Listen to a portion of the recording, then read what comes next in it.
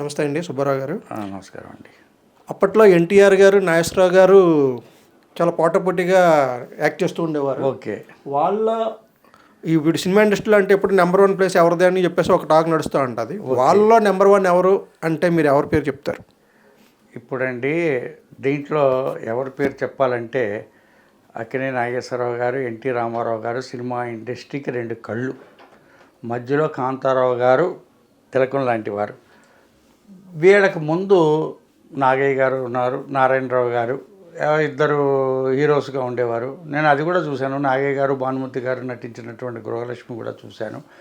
కానీ అక్కినేని నాగేశ్వరరావు గారు, ఎన్టీ రామారావు గారు వచ్చిన తర్వాతే సినిమా ఇండస్ట్రీ ఒక పరిగెత్తడం, ఒక అసలు సినిమా అంటే ఏమిటో అన్నది ప్రజలకి చాలా ఎక్కువగా తెలిసింది వాళ్ళకే అన్నమాట. ఫస్ట్ అక్కినేని నాగేశ్వరరావు గారు వచ్చారు. నాగేశ్వరరావు గారు ఒక వ్యవసాయ కుటుంబంలోంచి వచ్చినటువంటి వ్యక్తి, అది అందరికీ తెలిసిన విషయమే. ఆయన ఎక్కువ చదువుకోలేదు, ఏదో 4వ తరగతి 5వ తరగతితో చదువుకున్నారు. ఆడవేషాలు వేసేవారు, నాటకాలు వేసేవారు. అది చూసి ఎలాగైనా సరే సినిమాల్లో మెడ్రాస్లో రమణ బాలరామ గారు రైల్వే స్టేషన్లో చూడడం, వారిని ఆహ్వానించడం, వారు మెడ్రాస్ వెళ్ళడం అన్నీ జరిగాయి. కానీ ఇక్కడ మీరు అడిగారు కదా ఎవరు గొప్పవారు అని చెప్పి. ఇప్పుడు అక్కినేని నాగేశ్వరరావు గారు చదువు లేదు, వారికి కొద్దిగా సంస్కారం అన్నది కూడా ఆ రోజుల్లో అంతగా తెలియదు. వారు ఒక పల్లెటూరులోంచి వచ్చినటువంటి వ్యక్తి. అటువంటి వ్యక్తి కొన్ని సినిమాలు బాలరాజు, కీలుగుర్రం ఇవన్నీ చేశారు. ఆ తర్వాత ఎన్టీ రామారావు గారు, నాగేశ్వరరావు గారు తర్వాత ఎన్టీ రామారావు గారు ఎంటర్ అయ్యారు. ఎన్టీ రామారావు గారు ఎంటర్ అయిన మొదట్లో ఈ నాగేశ్వరరావు గారు, ఎన్టీ రామారావు గారు కలిపి పల్లెటూరు పిల్ల సినిమాలో నటిస్తున్నప్పుడు మీరు అడిగిన ప్రశ్నకి ఆనాడే ఆ డైరెక్టర్ బిఏ సుబ్బారావు గారికి ఒక సందేహం వచ్చింది. ఏం సందేహం వచ్చింది? ఫస్ట్ అక్కినేని నాగేశ్వరరావు గారి పేరు వేయాలా, ఎన్టీ రామారావు గారి పేరు వేయాలా అని చెప్పి సందేహం వచ్చింది. సందేహం వచ్చినప్పుడు అప్పుడు అక్కినేని నాగేశ్వరరావు గారు అన్నారు, రామారావు గారి పేరు వేయండి, నాకేం అభ్యంతరం లేదన్నారు. అప్పుడు ఆ బిఏ సుబ్బారావు గారు, ఆ డైరెక్టర్ గారు అన్నట్ట, అది కాదు, రామారావు గారు పేరు కూడా వేసే టైం వస్తుంది, ఫస్ట్ ఇప్పుడు నీ పేరే వేయాలి. కారణం ఏంటంటే ఇది వ్యాపారం కదా, ఇది బిజినెస్ కదా, సీనియారిటీ ప్రకారం నీ పేరే వేయాలి ఇక్కడ అని చెప్పి అక్కినేని నాగేశ్వరరావు గారి పేరు వేశారనమాట. అయితే వీటిల్లో ఒకసారి నాగేశ్వరరావు గారు డామినేట్ చేశారు, ఒకసారి ఎన్టీ రామారావు గారు డామినేట్ చేశారు. ఇద్దరికిద్దరు కూడా తగ్గా 4 ఫైట్ జరిగేదండి. ఆవిడ అభిమానులు కూడా అటు అక్కినేని నాగేశ్వరరావు గారు తరఫు నుంచి, అటు ఎన్టీ రామారావు గారి తరఫు నుంచి కూడా ఇప్పుడు. కానీ వీరిద్దరూ నటించినటువంటి సినిమాలన్నీ ఇట్టయ్యాయి. దగ్గర 19 పిక్చర్స్ ఎన్నో నటించారు. అన్నీ కూడా ఇద్దరు నటించినటువంటి సినిమాలన్నీ కూడా గుండమ్మ కథ వచ్చు, మాయాబజార్ కానీ కానీ చాణక్య చంద్రగుప్త వరకు, రామకృష్ణ, అన్నీ వీరిద్దరూ నటించినటువంటి ప్రతి సినిమా కూడా సూపర్ హిట్ అయినాయన్నమాట ఆల్మోస్ట్ ఆల్. దీంట్లో ఎవరు తక్కువ ఎవరు ఎక్కువ అనేటటువంటి సమస్య చూస్తే ఇద్దరు కూడా ఇండస్ట్రీకి ఇద్దరు కూడా, అంటే నాగేశ్వరరావు గారికి వస్తే రొమాంటిక్ హీరోగా ఒక భగ్న ప్రేమికుడిగా సక్సెస్ అయ్యారు.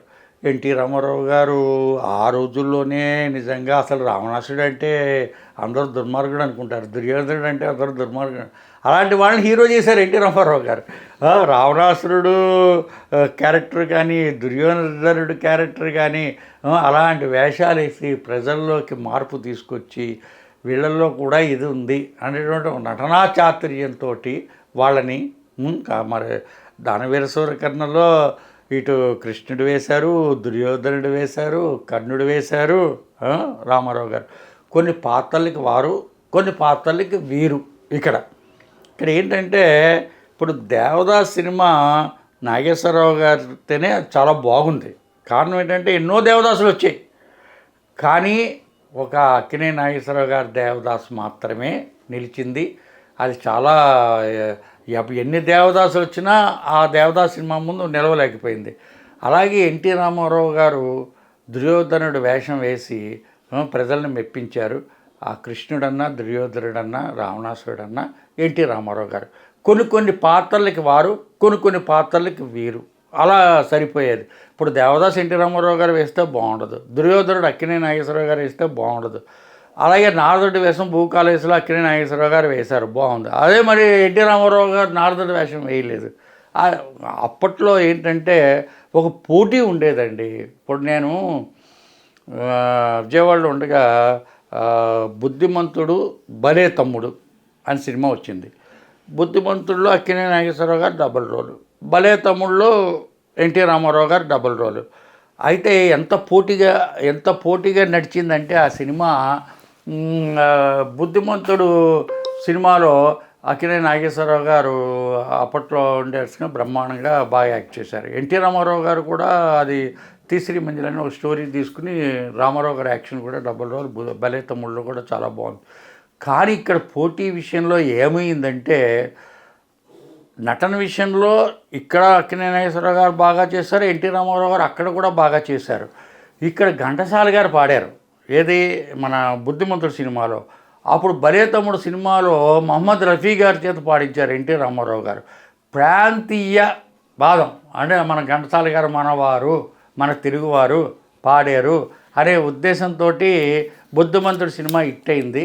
భలే తమ్ముడు కొద్దిగా యావరేజ్గా పోయింది.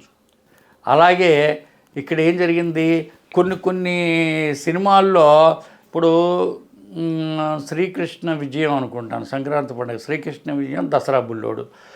అప్పటికే శ్రీకృష్ణుడుగా ఎన్టీ రామారావు గారికి చాలా పెద్ద పేరుంది. ఎంత పేరు ఉందండి, అవి బాబాయ్ కృష్ణుడు వేషం వేశారంటే ఎన్టీ రామారావు గారి క్యాలెండర్లు కూడా ఇంట్లో పెట్టుకుని దండం పెట్టుకునేంత పరిస్థితి వచ్చేసింది అనమాట, అంత బాగుంది.